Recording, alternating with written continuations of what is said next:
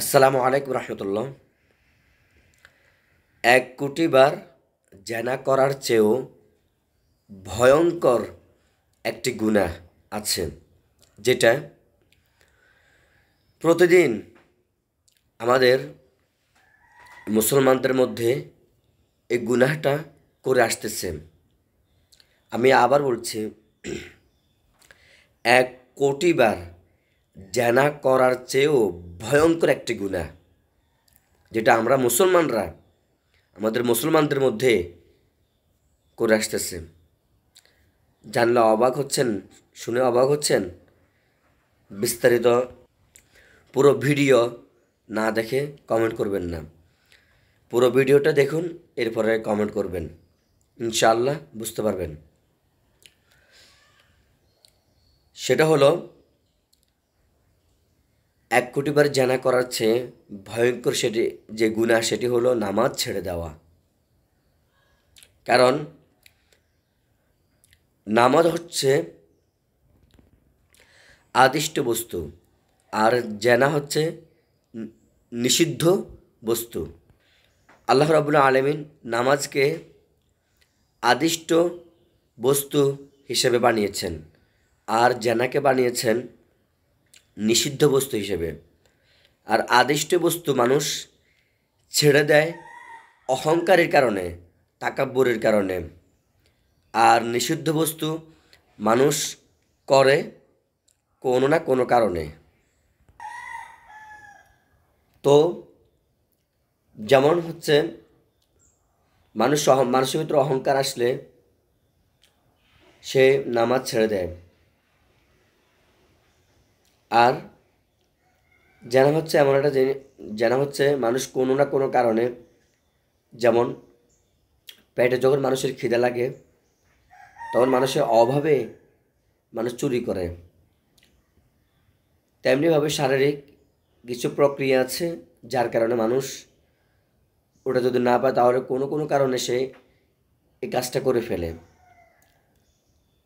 কিন্তু আদিষ্ট বস্তু, যেটা আল্লাহর পক্ষ থেকে আদেশ করা হয়েছে, সেটা মানুষ ছেড়ে দেয় অহংকারের কারণে। আপনি যখন একটা যুবককে জিজ্ঞাসা করবেন ৫ ওয়াক্ত নামাজ পড়ে না, যে নামাজ কেন পড়তেছে না, সে বলবে পড়ে না তো কী হয়েছে, এরকম আমরা বলছে। যখন জিজ্ঞাসা করছি, এরপরে জিজ্ঞাসা যদি করা হয়, ভাই নামাজ পড়তে আসেন, কালকে আসুন, পরে একথা বলে চলে যায়। ঠিক আছে, এই নামাজকে অস্বীকার করার কারণে, সেজদাকে অস্বীকার করার কারণে আল্লাহ রাব্বুল আলামিন শয়তানকে কী করেছেন, এ তাকে জান্নাত থেকে বের করে দিয়ে তাকে এ ধ্বংস করে দিয়েছেন, এবং কি তাকে শয়তান হিসেবে আখ্যা দিয়ে চিরস্থায়ী তাকে জাহান্নামে করেছেন, মাত্র শুধু আদিষ্ট বস্তু যেটাই, সেটাকে অস্বীকার করার কারণে। আর আবার তার সাথে সাথে হযরত আদম আলাইহিস সালাতু ওয়াস সালামকে বলেছে যে, এবং হাওয়া আলাইহিস সালাম ওনারা ছিলেন জান্নাতে, তখন আদম আলাইহিস সালামকে বলা হয়েছে এই গাছের ফলটা তুমি খেও না। তো আদম আলাইহিস সালাম কোনো না কোনো কারণে খেয়ে ফেলেছেন। যেমন প্রথমে শয়তান আদমকে ধোঁকা দিয়েছে, না পারে পরে হাওয়া আলাইহিস সালামকে ধোঁকা দেওয়ার কারণে হাওয়া আলাইহিস সালাম শয়তানকে আদম আলাইহিস সালামকে বললেন যে খান, সমস্যা নেই। এরপরে হাওয়া আলাইহিস সালামের মাধ্যমে কোনো না কোনো কারণে, যে কোনো একটা কারণে খেয়ে ফেলেছেন কি জান্নাতে চিরস্থায়ী থাকার জন্য শয়তানে তাকে কুপরামর্শ দিয়েছে হাওয়াকে।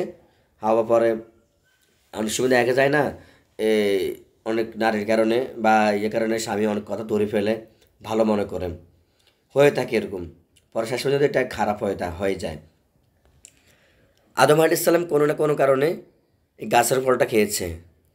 এটা আল্লাহ রাব্বুল আলামিন উনাকে আদেশ করেন নাই, নিষেধ করেছেন।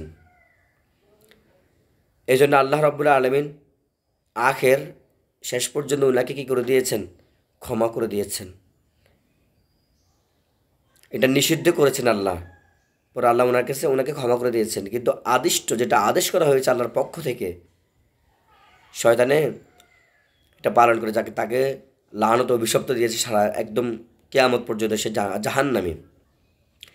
তো এই জন্য নামাজ হচ্ছে এমন একটা যে জিনিস, আপনার নামাজ এমন একটা বস্তু, এই নামাজ যখন মানুষ ছেড়ে দিতে দিতে থাকে, একটা সময় সে মুনাফেক এবং চিরস্থায়ী জাহান্নামে হয়ে যায়। এমনকি নামাজ যখন ছেড়ে দিতে দিতে এমন একটা অবস্থা হয়ে যায়, শেষ পর্যন্ত তার ইমানও চলে যায় অনেক সময় অনেক কারণে। তো এই জন্য নামাজ ছাড়া যাবে না, নামাজকে পড়তে হবে। এখানে একটা কথা না বললেই নয়, আবার এখানে অনেকে মনে করবে যে জানা তো সমস্যা নাই, ঠিক আছে। ইন্নাল ফাহশা ওয়ালা তাকরাবাজ জানা ইন্নাহু কানা ফাহিশাতাও ওয়া সাআ সাবিলা। আল্লাহ রাব্বুল নিজে বলেছেন যে আমি জানা হচ্ছে সবচেয়ে আল্লাহর কাছে নিকৃষ্ট কাজ, যে তোমরা জানার ধারে কাছেও যেও না, আল্লাহ এটাকে অপছন্দ করেন। তো যাই হোক, আল্লাহ আমাদেরকে হেফাজত করুন, হেদায়েত দান করে, শয়তানের কুমন্ত্রণ অস্ত্র থেকে হেফাজত করুক, এবং 5 ওয়াক্ত নামাজ আদায় করার তৌফিক দান করুন। আসুন আমরা 5 ওয়াক্ত নামাজ পড়ি, আমাদের জীবনটাকে সুন্দরভাবে সাজিয়ে রাখি। এই 5 ওয়াক্তের নামাজ পড়লে ইনশাআল্লাহ কিয়ামতের ময়দানে সর্বপ্রথম আপনার নামাজের হিসাব নেবে, বাকিটা পরে। আগে নামাজের হিসাবে নেবেন। যদি আপনি নামাজটা যদি সুন্দরভাবে আল্লাহর কাছে দিতে পারেন, জবাবটা সুন্দরভাবে দিতে পারেন, আপনি নামাজের হিসাবে দিতে পারেন, আল্লাহ রাব্বুল আলামিন আপনাকে মাফ করে আপনাকে জান্নাত দান করবে, সুবহানাল্লাহ। আর যে ব্যক্তি 5 ওয়াক্ত নামাজ পড়তে থাকবে, তাকে আল্লাহ গুনাহ থেকে আল্লাহ সিস্টেমে হেফাজত করবেন। ভিডিওটা ভালো লাগলে অবশ্যই শেয়ার করবেন বিভিন্ন গ্রুপে, আর লাইক করবেন, কমেন্ট করবেন কেমন হয়েছে, আর নতুন দর্শক হলে চ্যানেলটা অবশ্যই সাবস্ক্রাইব করে পাশে থাকবেন। আল্লাহ হাফেজ।